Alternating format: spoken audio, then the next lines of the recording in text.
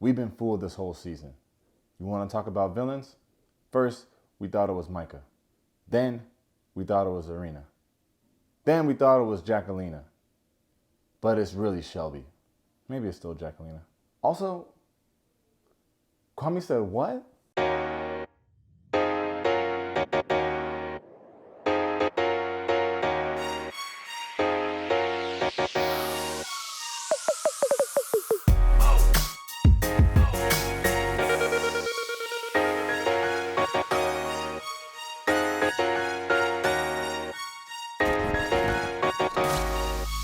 All right, welcome to Taste Take. If you're new here, we've been breaking down the whole season 4 of Love is Blind. And today, we're doing the same thing for the finale. If that's something you're into, hit that subscribe button for your boy. For my regular Taste Takers, let's see if you guys got the same reunion questions I do. Get it? I said questions I do, like questions I do. Like you got questions about them saying I do? Never mind. All right, just a little housekeeping before we get back to the part. Now, I've said it once, and I'll say it again. This has been one of the craziest seasons in Love is Blind history, if not the craziest. But this finale was for sure the least drama-filled of all of them, if my memory serves me correctly. So we're going to talk about these things in a very civilized manner until we get to that live reunion. That's definitely going to do Super Bowl numbers. So let's get back into these weddings. But at the end of this video, I'm going to get into some of the real-life drama that's been going on behind the scenes with like Marshall, Jackie, even freaking Bartiz, and it is messy. So just stay to the end, and I'm gonna try to cover it. Like, just is there? Boom, Chelsea and Kwame. As you know, we left off last week with Chelsea giving a very emphatic "I do." Nothing about that surprised us. We know she wants nothing more than to be married to a man like Kwame. Kwame, we had no idea. He's been laughing his way through most serious conversations this whole season. We were all pretty much sure he was looking for an underground railroad to escape. Also, before I get to his answer at the altar, let me just get into some of the drama that's been happening with Kwame this week. As you can imagine, it's exhausting. So the other day, Netflix puts out this video with like Kwame explaining his name, the origin, like where it came from, all that stuff. I thought it was fine. Like, I thought it was a cool thing to do. The internet did not think that it was a cool thing to do. Here's some of the video right here. Kwame. My name is Alex Kwame Owusu Ansa Apia Jr. The core meaning of my name, Kwame, is from the Akan tribe. And the Akan tribe in Ghana, if you are born on a certain day of the week, you get a name. And so Kwame means born on Saturday. It's my favorite day of the week, so I guess it makes sense. The name Kwame means so much to me. Having a Ghanaian and an American name, it's always great to be able to lead with the one that means the most to you culturally. So by my entire life, I've always gone by Kwame. Kwame is incredibly important to me and like who I am as a person. It's a pretty straightforward video, or so I thought. But if you go in the comments, you hear everyone complaining that he's pronouncing his name wrong. Yeah, they're saying that he's pronouncing his own name wrong. And to be fair, he is saying it maybe 2 different ways in the video, but they're all saying that his name should be pronounced Kwame, and he's saying Kwame. Listen, the world has decided that they don't like this dude for whatever reason, and nothing is gonna change that. Like, now they've gotten to the point where they're just telling him he's pronouncing his own name wrong. It's like if someone asks you, what's your favorite movie? And you're like, Titanic, I love that movie. And they're like, no, it's not. That's not your favorite movie. And you're like, no, like I love this movie like a lot. Like, it's my favorite. And they're like, trust me, that is not your favorite movie. And go ahead and throw that away. And for the record, Titanic is not my favorite movie. But it's top 5 though. And they're still stuck on this Alex thing. Like, give it a break. Like, he didn't tell anyone to call him Alex. His one friend don't call him Alex. His fiance don't call him Alex. His Instagram name is Kwame. Like, imagine being dragged for something you almost did. My man got pre-canceled. It's revolutionary. And now they're saying he hired a random Ghanaian woman to play his sister. Like, can you imagine? No. Like, that was in the news. Like, from a tweet. That is 1000% not true. But it's on the internet. Do you see how toxic this is? Anyway, enough about that. And I went into it last week. I just think a lot of people are really just dragging it at this point. But we'll go back to the altar. I just had to make that little pit stop. All right. Where were we? Oh yeah, Chelsea says, I do. The officiant goes to Kwame and he's like, Kwame, Alex, whatever your name is today, do you hate your blackness enough to marry this white woman, to have no friends, and to live in a city where the blackest person you know is a dog named Rocky? And Kwame goes, all right. I'm just kidding. God damn. Like, can I just be serious? Okay, sheesh. The guy goes to Kwame and he's like, look, do you want to marry this girl or not? And freaking Kwame says, I do. Like, probably the only, oh my golly, wally moment of the whole episode, but whatever. I predicted it wrong. You guys at home predicted it wrong. Yeah, they got married. Yeah, it happened. And of course, even after saying yes, we know we're all happy for them, but like, he don't look any more comfortable standing next to her. And like, she just keeps repeating like words that mean they're married. Like, wow, husband, wife, we're married. It was kind of like when they kept repeating those words in front of Bucky to turn him into the Winter Soldier. All right, we're out of here. Let's see if that lasted up until the reunion. Boom, Micah and Paul. Pretty much all the episode's drama can be found in this Micah and Paul session. It starts off with the standard Micah, oh my God, I miss you so much, Paul, which is weird, however, ordinary at this point.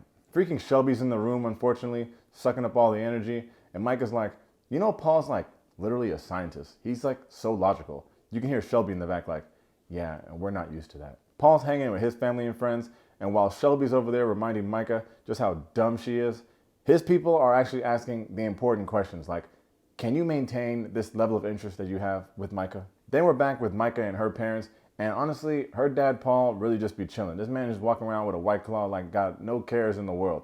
And I talked about it last week with her mom at the dress thing, how they were like, I'm so happy you are here, able to see me walk down the aisle and all this. Like, and I was like, yeah, was she sick or something?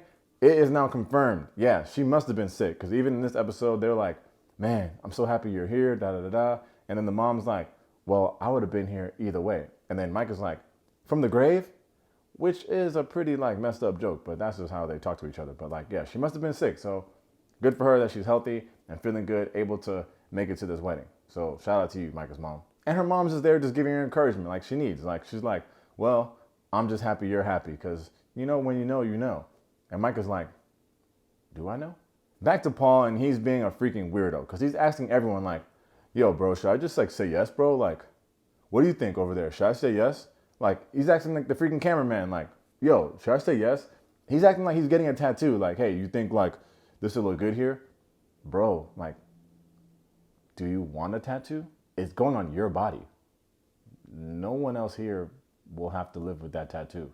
Do you want to live with that tattoo forever? He has no idea what he's going to say. And you can literally see his brain going into overload, trying to figure out every possible scenario. It's like Doctor Strange in Infinity War, where like Paul's trying to figure out every possible way his life could turn out.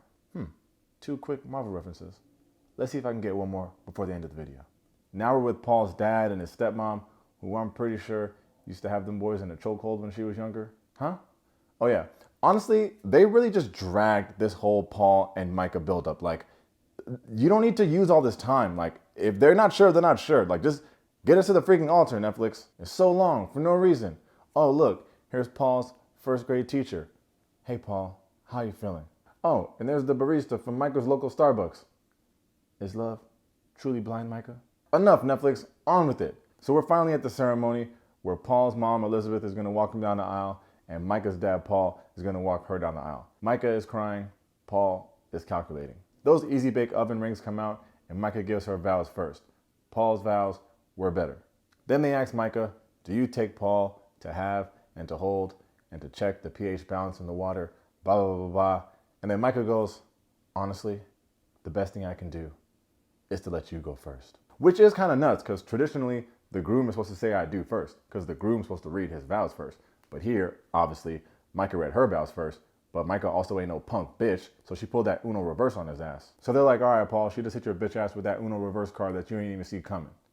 Do you take Micah to have and to hold next to her hating ass friends, as long as you both shall live in that house with the couches you got off the street? And freaking Paul's like, I think we're both not ready. Damn. Cooked at the altar. He's trying to explain himself to her at the altar, and Micah leaves him right there talking to himself, because she runs off crying just like in the movies. And just in case you weren't sure that Shelby was trash, she's there having the time of her life watching her best friend have the most traumatic experience of her entire life. Someone asked Shelby, like at that moment, like, how do you feel about all this? And she's like, honestly, I'm relieved. Go away. And let me just address this, because it seems to be that some of y'all think that Shelby acts this way because she's in love with Micah. I don't think she's in love with her at all. Actually, I think she's starting to realize that Micah's not the same level of trash that she is.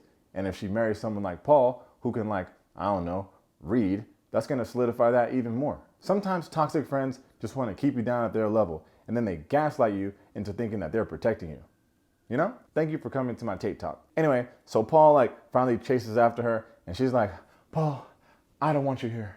Micah's mom and her bridesmaids come in. Freaking Shelby, just get out. The cameras catch up to Paul, and he's like, I really do love her, but this is not the right thing for us. Micah's mom, who I've been saying didn't like Paul from the beginning, tells Micah he was getting in the way. What they didn't show was Micah's dad running after Paul to make sure they could still be friends. Watch, Netflix is going to have a spinoff show where it's like Paul and Mika's dad and Mika and Paul's mom. And they're going to call it In-Laws of Physics. Get it? In-Laws of Physics? Like, because they're your in-laws? Like, the laws of physics, because, like, he's a scientist. Boom! Tiffany and Brett. America's favorite couple. You're up. Tiffany is already crying. It's been about 30 seconds. Brett pulls up in the Jordan 13s, and I just don't know if I'll be wearing anything with 13 on my wedding day. But my man Brett ain't superstitious. He's just a little stitious. What? Brett's here with his boys, including the light-skinned one, who's got his do-rag so far back, it's sitting like a bonnet. Was that important for me to address? No. Brett's telling everybody that he has no doubts about today, but he does bring up his brother that he lost before his wedding. He tells everyone that Tiffany makes him feel like a superhero. Over to Tiffany, and she's drinking all the champagne. Does Tiffany really be drinking like that? I think someone put that in the comments, that Tiffany always be drunk. I mean, she got a cup in every scene here, but I don't think I noticed it until now. She also admits on national television that she slept next to his shoe before. Okay. Anyway, Tiffany's dad, Louis, goes over to Brett's room. I swear, I think Brett's meeting Tiffany's parents on his wedding day. Like, I don't know how this happened, but it happened. Maybe they were, like, traveling in the south of France when the filming was going on, but, like, it's happening, like, in real time. Either way, these two are here now kicking it, talking about Jordans. We find out that Louis and Tiffany's mom been married for 42 years, and that Brett's parents been married for a long time, but Brett's mom suffers from, like, a mental condition that he watches his dad, like, help take care of her with, which is, like, super nice. All right. This guy's, he's going to say I do. All right, I get it. I mean, that shit is just heavy. Like, after this scene alone, I'm pretty sure no one had any doubts that Brett was going to say I do. We all knew Tiffany was going to say I do. She's probably going to say it faster than Chelsea. But Brett, yeah, he's locked in now. They're both coming from, like, these healthy-ass marriage families. So, like, they got the blueprint right there. Brett asks Louis for his blessing like a freaking hour before the ceremony. He says yes. We got a wedding to go to. But not before this weird-ass Groomzilla meltdown Brett has about his pants. He's shouting at his brother like he made the damn pants. I was so confused about what his family and friends did to be responsible for Pantsgate. Like, the whole season, we ain't seen Brett break one sweat. Now his pants got a little flow to him, and he turns into the Incredible Hulk. I guess that's the third one right there. Anyway, it all works out because freaking Edna Mode scurries over and fixes him up for him, so he's all good. Like, sheesh. Like, relax, bro. This should not be happening. What a freaking weirdo, man. He got more mad about the pants than when Tiffany fell asleep on him in the pods. Anyway, to the altar we go. And yeah, we're at the ceremony. We find out that Marshall pulls up to, like, support his boy. Obviously alone. And then freaking Brett's like, hey, man, like, damn, I'm so happy that you came through, man. Like, how's everything? And then Marshall's like, well, yeah, you know, it's a little, like, tough being here. Like, honestly, Brett's probably thinking, like, bro, I didn't really need you to answer that for me, man. Like, I don't need your drama right now on the wedding day. You're supposed to just say, like, everything's good and keep moving. You know, like, when you ask someone, like, how's your day going? And then they really get into how their day is not going well. Marshall, read the room and sit down. So Brett's about to walk down the aisle, and he's looking pretty good. The tie knot could have been a little crispier, but that's just a little nitpick. Then Tiffany's about to walk out with her dad, who also probably could have used a trip to that tailor. And did Tiffany get a new dress? Do y'all like this dress? I don't know that I'm feeling it, especially like the little head wrap thing and the little waist wrap thing. Perhaps it's like a belt. Brett's crying now after talking all that shit. Tiffany's, of course, crying. She, like, wakes up crying. They get to the altar, and the officiant calls out Tiffany for falling asleep in the pods. I guess he had to. Then, all of a sudden, it starts pouring rain, which I hear is good luck. I just never heard a black woman who just spent hours on her hair say it. Tiffany gives her vows, and did she really say that she's going to cut them short because of her tears? Like, did she really say that? Brett's vows were all right, too, but he started off hot and just kind of cooled off a little bit. I need you to keep that same momentum throughout the whole speech, my man. Just got to keep it all the way through. And I will not be dragging it out. They both say I do. Well, actually, they both said I will. I don't know where that remix came from. Like, why doesn't everybody just have the question where it says I do instead of I will? What is this? I don't understand why they switched it up. And I don't want to be that guy, but is Brett still ashy? Anyway, let me not ruin the mood, because then Tiffany's like, oh, look, a barn. We can go get it on. Good for y'all, man. We're rooting for you. Boom, Bliss and Zach. And if this man brings up Romeo and Juliet one more time, does he know they're not real? Anyway, they start us off with this rough Bliss montage where we got to, like, relive that breakup again when, like, Zach, like, shuts her down. Ugh. Then he explains that he was actually going to pick Bliss, but they had just gotten into a fight about his background. And I don't know what to believe about all that, but they better tap into it at the reunion. So Zach's getting ready for the wedding. He's with his family, and he's telling them, like, oh, man, like, Bliss's mom, she's a saint. Her father, well, like, I actually like him too. Which, first of all, cool. Like, it's not really cool to be dragging your in-laws in front of company. But, like, you really like him, he's really smart, Zach.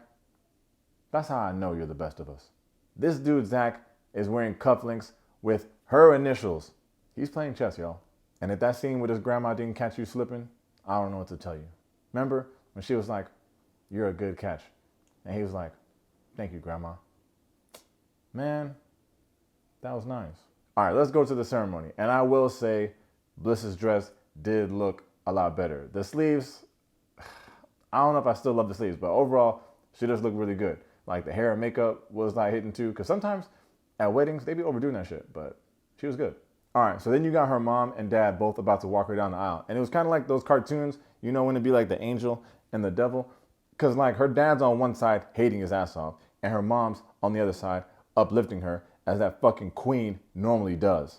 And you know it's usually just the bride's father that will walk her down the aisle, but, like, her dad's so toxic, he can't even be left without a fucking chaperone. So they get to the front, and the officiant is like, who gives this woman away? And watch this. The mom, Queen Catherine, is like, we do. At the same time, Papa Roach says, I do. This guy's different. Like, honestly, like, rewind that scene and listen to this clown, I do, like you're there by yourself. So now Zach and Bliss are about to give their vows, and nothing in me would be surprised if he just turned around to everyone and was like, all right, so y'all know about Irina, right? Let me tell you how we got here. Just kidding. This man, Zach, of course, has the best vows. I think out of everyone. And here go Bliss vows. Even though I was your second choice, you know. All right, I'm just kidding. She didn't say any of that. Her vows were not hitting how I need them to hit, but they was hitting hard enough because they both say I do, just as I expected. So as the episode comes to an end, we catch up with Paul and Micah, and Paul's like, yeah, I think love is blind, but is love enough? Sheesh, Paul, relax. Then Micah tells us that she needed Paul to go first, and that she's 100% sure that she would have said I do if he did. And maybe I'm off my hinges, but I believe her. The last scene of the episode here is the first dance between Zach and Bliss. And I ain't even gonna freaking hold you. That I Hope You Dance came in crazy. Sheesh. And that's it. Another freaking Love is Blind season in the books. But we can't completely close the door until we get that live reunion on Sunday. And I guess low-key after the altar in a couple months. So let's just get into some of these things I told you I was going to mention earlier in the video. All right. This is like all social media drama that has been stirred up in the last couple days. And it's just as messy as you think. Starting with freaking Bartise. Yes, it is true. Bartise is now a father. Yes, it is also true that he announced that with the caption, I was a zaddy on screen, now I'm a daddy in real life. Yes, it is true that that hurt a lot to even say it out loud. Apparently, it's to be believed that this child was conceived right after the filming of Perfect Match, which would then mean that the woman would have never seen Bartise on TV, in case y'all were wondering. Also, based on the work of some hard-hitting internet detectives, we can conclude that the mother of Bartice's child is none other than this person right here. And let me remind you, here at Taste Take, we don't drag people for their appearance. So if you're thinking about dragging her, just don't drag her. And don't think I'm dragging her for telling y'all not to drag her.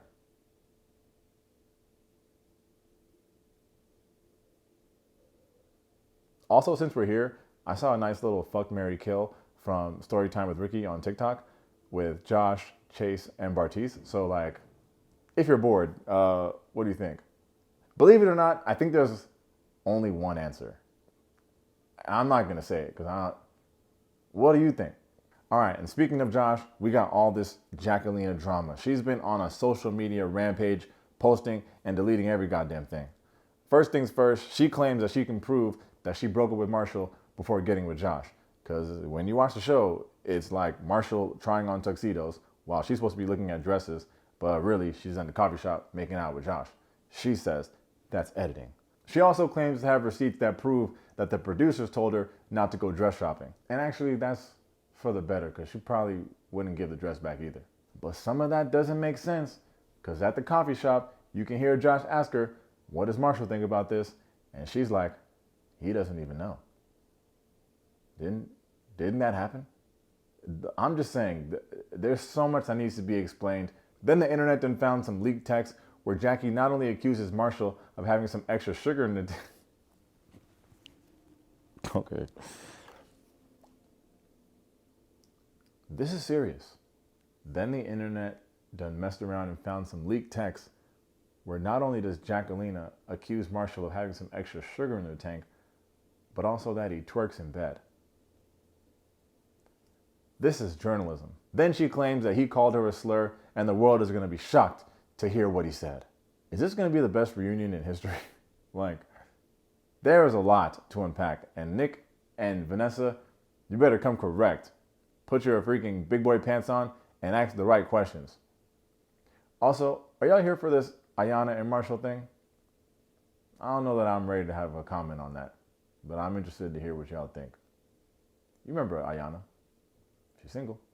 Anyway, before I go, I want to give a huge shout out to Sharronda from Pay Her Way. She had me on her live show last weekend, talking about episodes 9, 10, and 11. If you want to check that out, I got the link to that in my description there. Just a really cool conversation. And I did see a lot of y'all in the comments, just supporting and being engaging, damn, y'all are really cool, man. I appreciate that. So shout out to Sharronda. Check her channel if you don't really follow her. She's like one of the goats in the industry, so I don't gotta explain it a lot. All right. As always, thanks for checking out Taste Take. If you enjoyed the video, make sure to hit that like and that subscribe button. In the comments, I don't even gotta tell y'all what to do. I'll see y'all on Sunday. Thanks for the time, y'all. Peace.